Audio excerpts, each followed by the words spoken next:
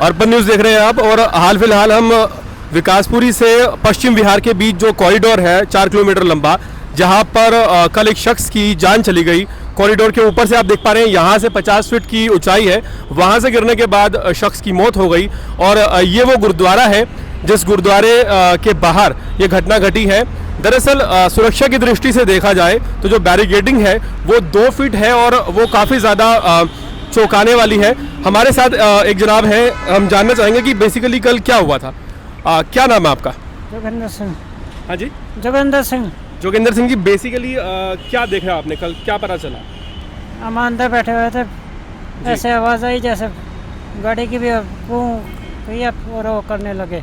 अच्छा, और ऊपर से पता नहीं कैसे गिरा।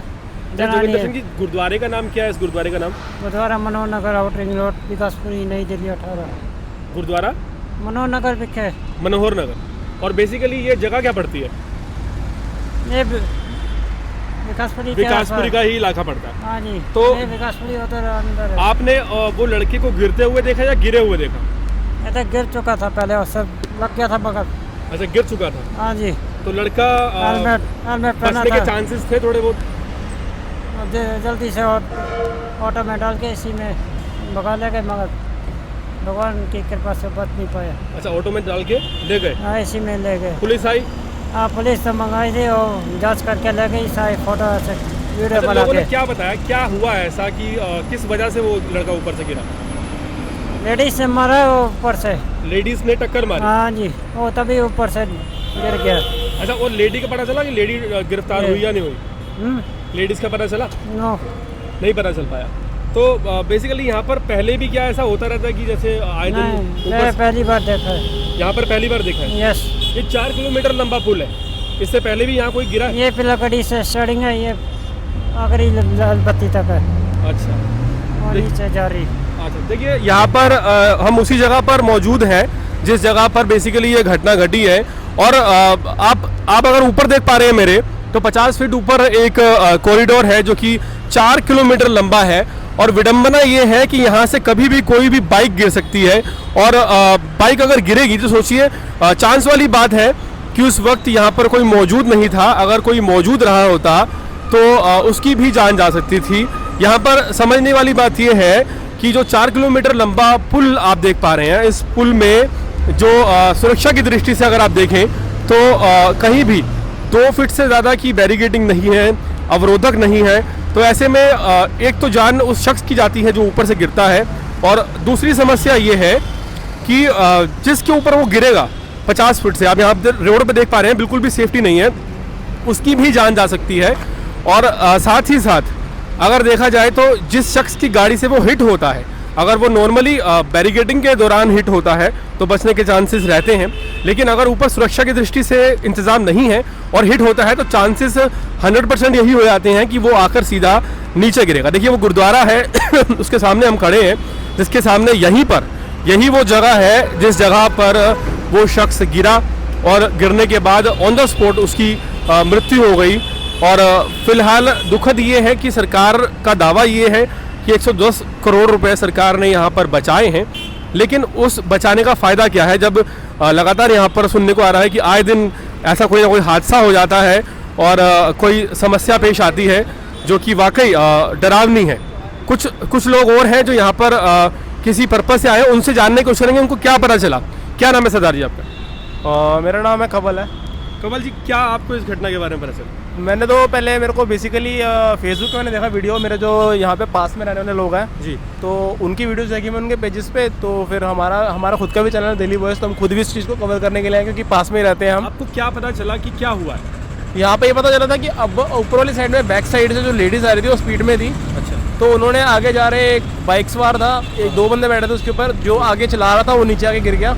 वो एक बंदा ऊपर ही ऑन द स्पॉट नीचे, मतलब एक बंदा नीचे गिरा और एक बंदा ऊपर उसको लगी चोट, वो वहीं पर रहा ऊपर ही, बट वो भी ICU में है। अच्छा, आप यहीं पे आसपास ही रहते हैं कहीं? हाँ, मैं जस्ट ये बैक साइड में रहता हूँ। बैक साइड पे रहते हैं। तो जैसे ये कॉरिडोर है 4 किलोमीटर लंबा है तकरीबन। हाँ जी। और अभी हम जैसे निरीक्षण करके आए हैं ऊपर, तो यहाँ पर हमने देखा कि 2.5 फुट या 2.25 फुट की एक अवरोधक है, मतलब जिसको बोलते हैं कि ग्रिलिंग जो कंक्रीट की ग्रिलिंग है वो मुश्किल से 2.5 फीट की है।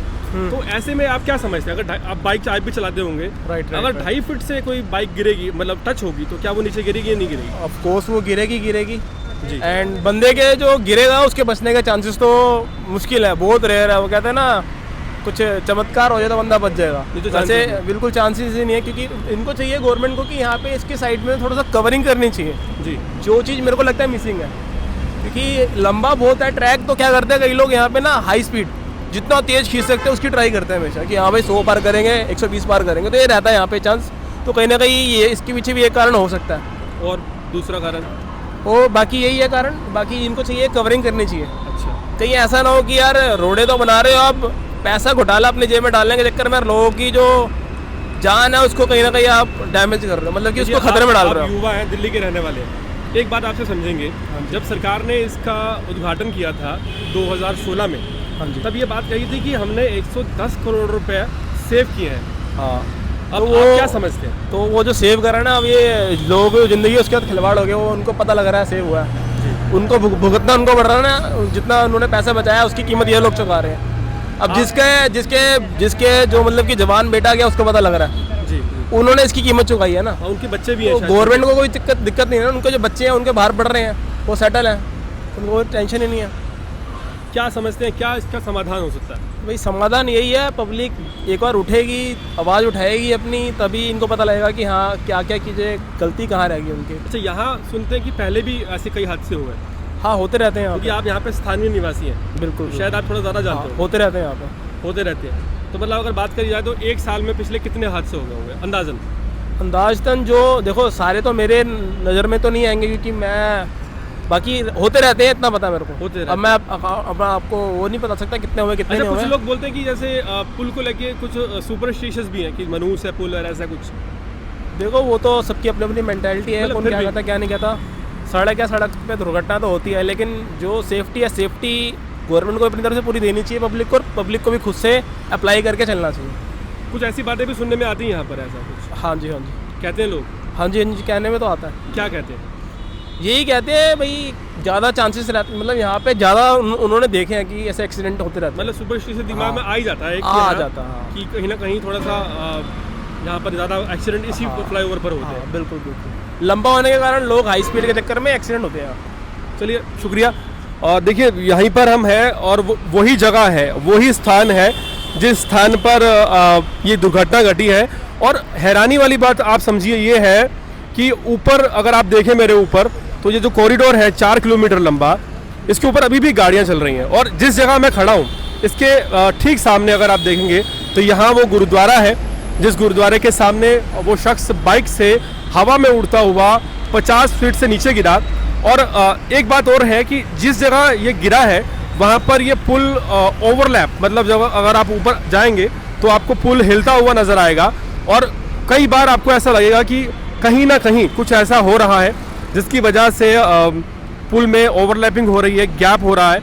और सुरक्षा के इंतज़ाम की अगर बात की जाए तो यहाँ पर बिल्कुल भी, आप ऊपर देखिए मेरे, कितना लंबा कॉरिडोर है, और इस पूरे लंबे कॉरिडोर को आप दूर तक देखें तो कहीं भी 2 फुट 2.5 फुट से ऊपर की जो कंक्रीट की ग्रिल है उसके अलावा कोई इंतज़ाम नहीं है। और वो कंक्रीट की ग्रिल इतनी ज़्यादा समतल हो चुकी है कि कभी भी अगर हल्का सा भी कोई 10 या 20 की स्पीड में भी अपना व्हीकल लेकर वहाँ से निकलता है तो चांसेस बढ़ जाते हैं कि वो सीधा नीचे आकर गिरेगा।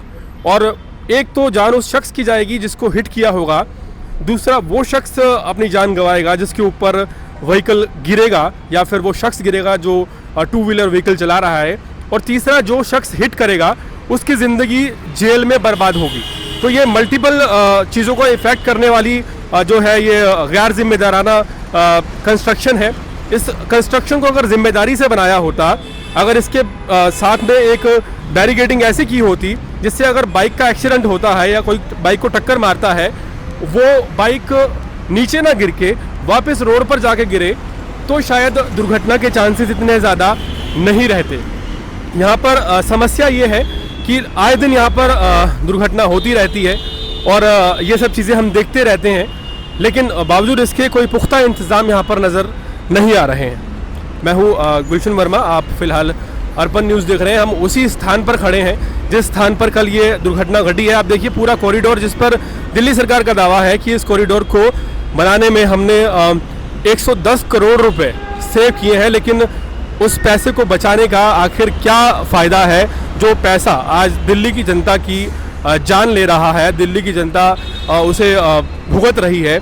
तो ऐसे में सवाल खड़े होते हैं प्रशासन पर, सवाल खड़े होते हैं सरकार पर, और सवाल खड़े होते हैं उन कंस्ट्रक्शन कंपनियों पर जो कंस्ट्रक्शन करते वक्त इस बात का ध्यान नहीं रखती हैं कि अगर कल को दुर्घटना होती है तो फिर जिम्मेदार कौन होगा। मैं हूं गुलशन वर्मा, आप देख रहे हैं अर्पण न्यूज़। बहुत बहुत धन्यवाद।